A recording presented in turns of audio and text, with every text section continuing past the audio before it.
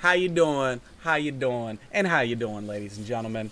I appreciate you so very much for stopping by today, and I hope you're doing good. I hope we're all almost to our Friday, and we's gonna be free after that.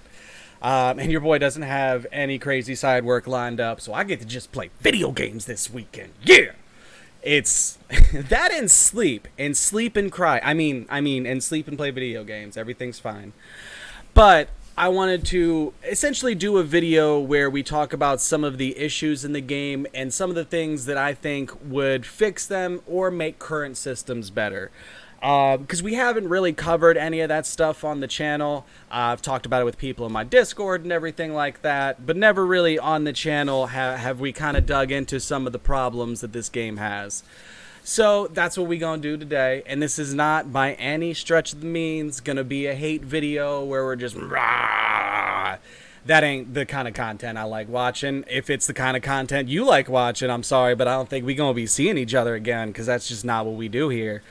But I like, and my boy Tectone is very much on this tip. If you have an issue with something and you are not putting forth a solution, you're just wasting time. Like if you can't figure out a way to fix it, you probably shouldn't be as mad as you are. It's a lot more not just productive, because the company does a very good job of listening to feedback, and in their previous games they have done a very good job at listening to feedback.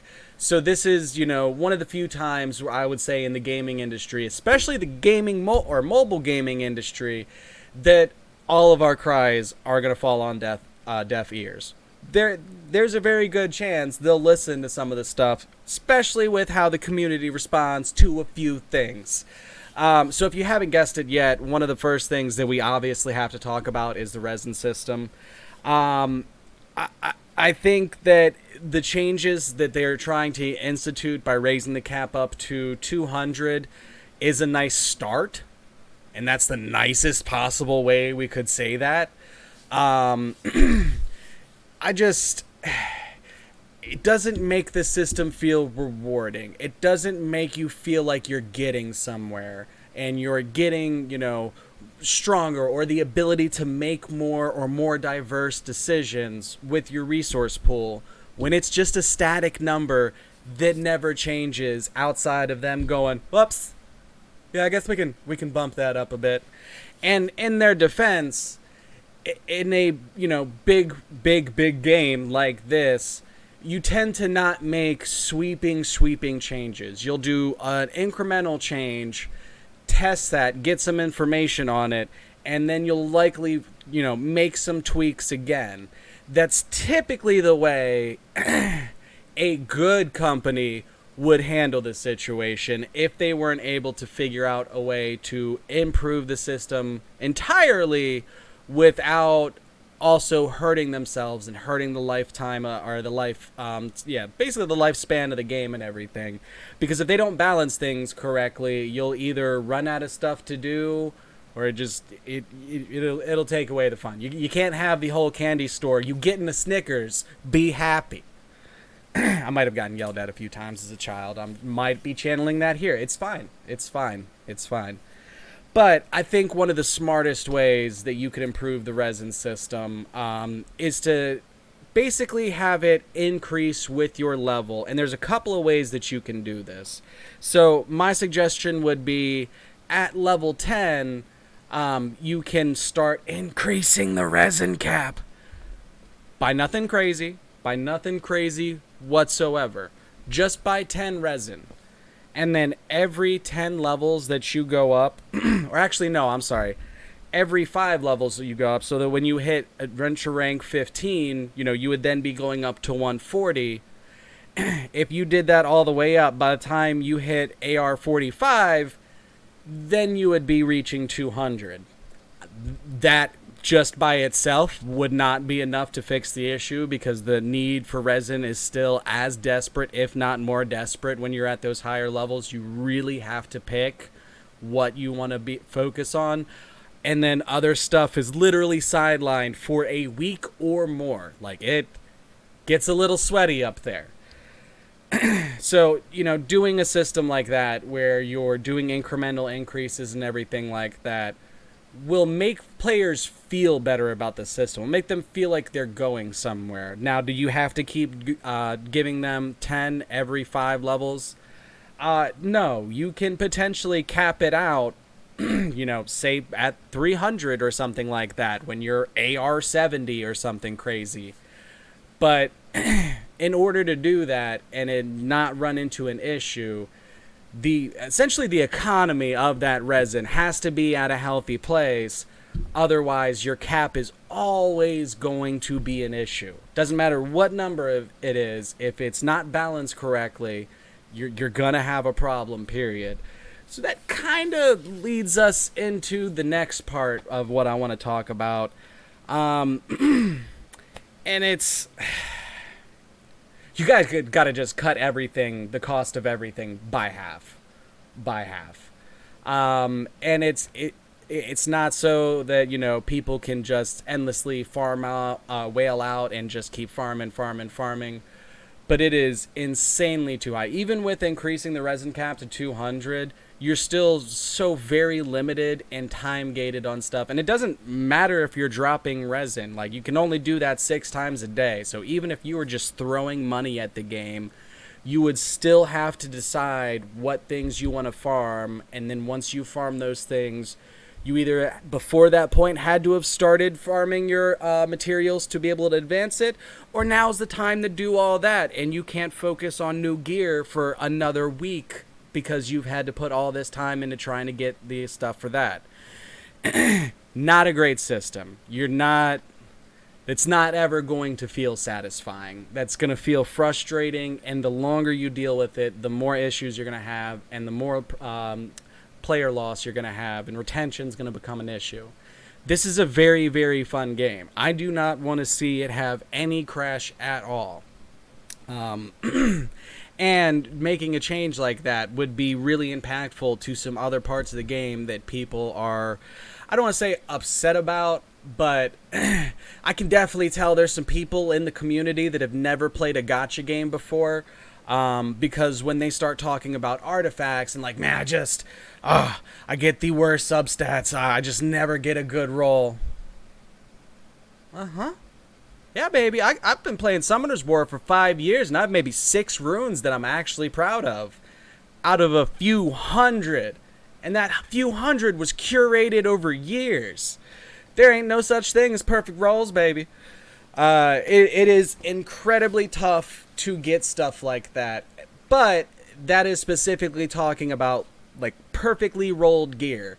There's not really speed in this game, but if for my Summoner War vets, if you were getting crit rate, crit damage, speed, and then attack percentage as substats, like, you can't ask for anything else. You got it all. Like, that's you good. But that's super, super rare. And if you come across a piece that, say only has crit rate and crit damage, it's still decent. You're probably going to use that until you hit the lottery. So part of the issue is that you're so limited in the amount of artifacts that you're able to farm is you're not even getting to that, like, okay, I've got some optimal pieces. You know what I mean?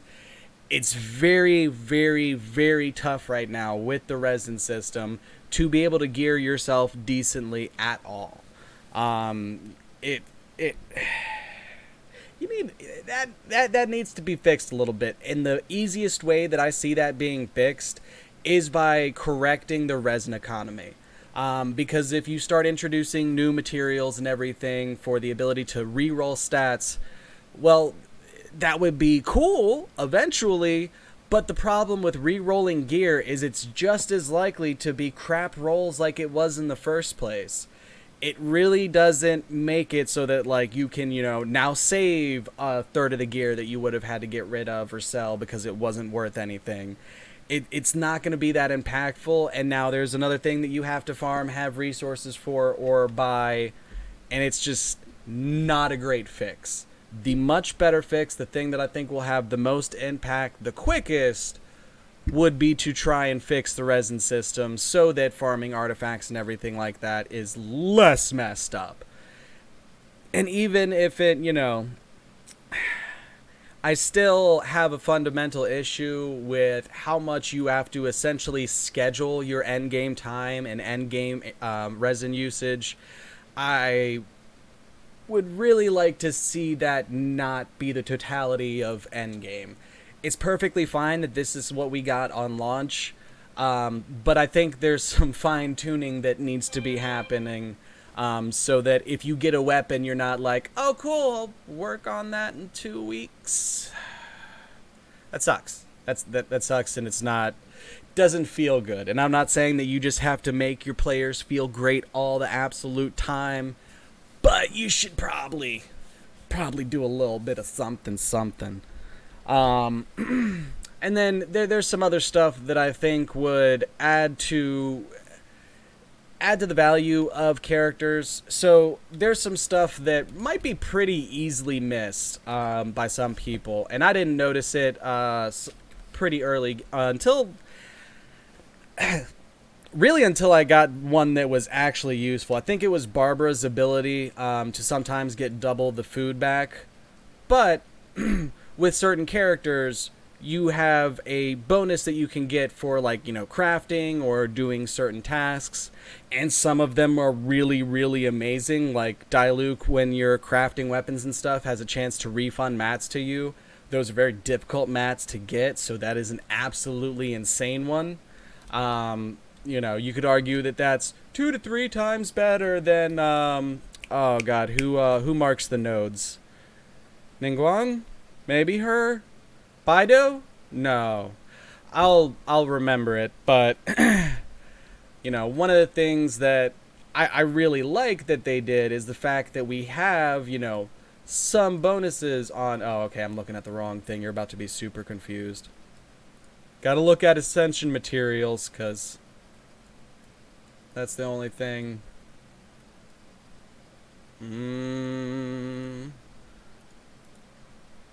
Is it this one? Did I find the right one this time? Ha! See, I know things. I'm a person smart. So with Sucrose, when you craft character and weapon enhancement material, she has a 10% chance to obtain double the product. Having little niche things like this is awesome. Unless you don't have that character, and that what I would like to see is them introduce something to where, maybe after I craft weapon and ascension, weapon ascension material stuff 50 times with Amber. Now Amber has the skill for being able to get them 10% back sometimes. And then have that skill have the ability to grow either over, a bunch of use, because we don't need to make it super overpowered, but it would be really, really awesome for those skills to be able to be incrementally increased. I ain't asking for the whole world now, but the ability to train those skills on some of your other characters, so that if you never, if the RNG gods absolutely hate you and have cursed your entire family name, and you just, never get Sucrose, it would be cool if through a little effort on your part, you're eventually able to get a character to the point where they can do that kind of stuff. A little bit like the proficiency with cooking, but obviously if the limit was just craft something 5 times, that's way too low. That would be terrible balance, and it would be completely pointless that these characters even have those skills on them in the first place. And I don't want that to be lost, because that's special. Now the characters that do have these things built into them, would it be cool if they could, enhance it a little bit faster than some of the other people would? So that if you do happen to have one of these people, you're able to get to the higher percentage of crafting stuff, faster than someone training just that regular skill on somebody. I think that would keep the same spirit of what they were trying to do with this, while opening the system up and making it a little bit more accessible. And I think it would improve crafting and farming materials across the board. And I think that would be kind of super healthy for the game as well. I don't think it's giving people too much which is when you're talking about stuff like this, you want to keep it within the realm of possibility. You don't want to ask for, you know, don't treat it like you're a bank and you're running inside with a ski mask and a gun going, give me everything. No need to rob anybody. Everybody's chill. We're cool. Be cool. You want to have your suggestions grounded in reality. I feel like mine are, for the most part. I definitely would be interested to hear what some of your guys's are. But the final thing that I think I really, really, really, really, really, really want them to tweak this system, because again, it doesn't feel satisfying. And 10 points if you can guess what I'm about to bring up. But basically, experience that you get in the world.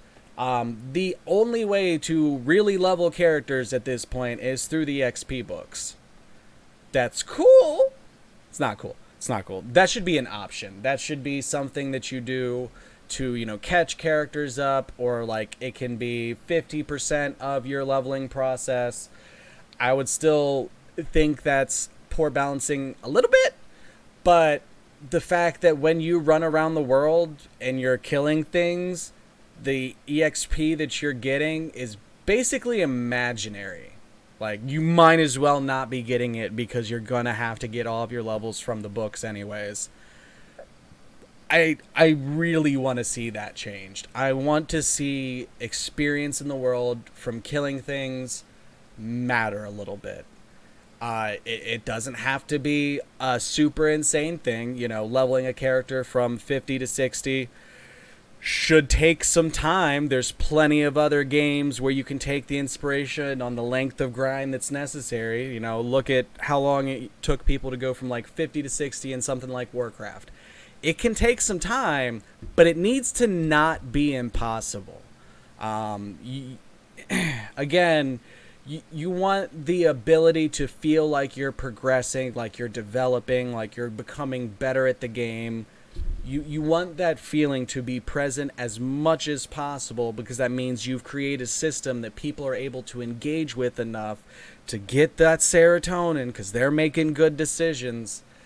It's going to be healthier for your game over the long period of time. It's going to cause less burnout and everything. And it just fundamentally doesn't feel good to be fighting stuff in the world and it kind of not matter as far as experience goes. Like, for an RPG game to get monster experience wrong, it's a little rough. And I'm not saying that we need to throw the EXP books away entirely. I'm fine with both of those things being an integral part of the system to effectively move your characters forward. But we need to not be locked out on just books. And I mean, there's some things that I could see them being concerned about. Because again, I try to look at this from their perspective as much as possible as well. Say you get a brand new character and everything and you're on world level 5.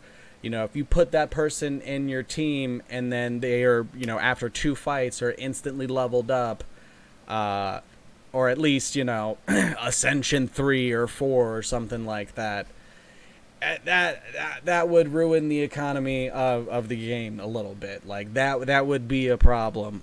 So I think it, should still be tied into, at least in a certain degree, the character that is doing the killing and not just getting the final blow, because people will meme that as well. But it should mostly go to the character that you were fighting with. You could split it up among the team of people that were involved in said encounter. The start of every fight, start counting experience and where those sources are coming from. Bam, you've got your number and how to divvy everything up at the end of the fight.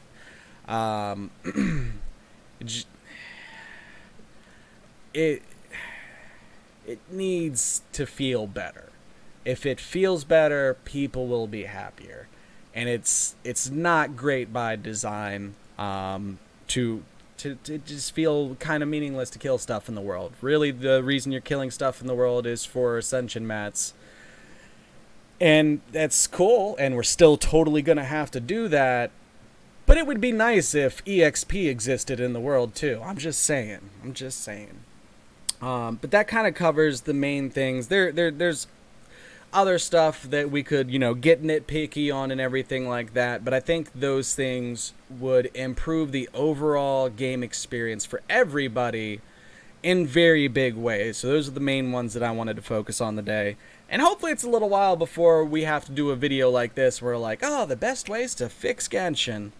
But let me know if you guys have any thoughts and suggestions. I highly, highly, highly, highly, highly recommend that those of you that do use the ability in-game to send feedback, because that does get read. That is not just screaming into the void. That can have impact, and it's already had impact. So I highly recommend that after you guys tell me your awesome, pretty ideas, go tell Genshin. You know what I mean? Let's be an active part of the community that contributes to fixing some of these issues that we're all seeing. And I believe they'll work with us. So we'll just have to see how it goes from there. But thank you so much, guys. I appreciate you so very much for stopping by today. It's your boy Petty, and we out of here. Deuces.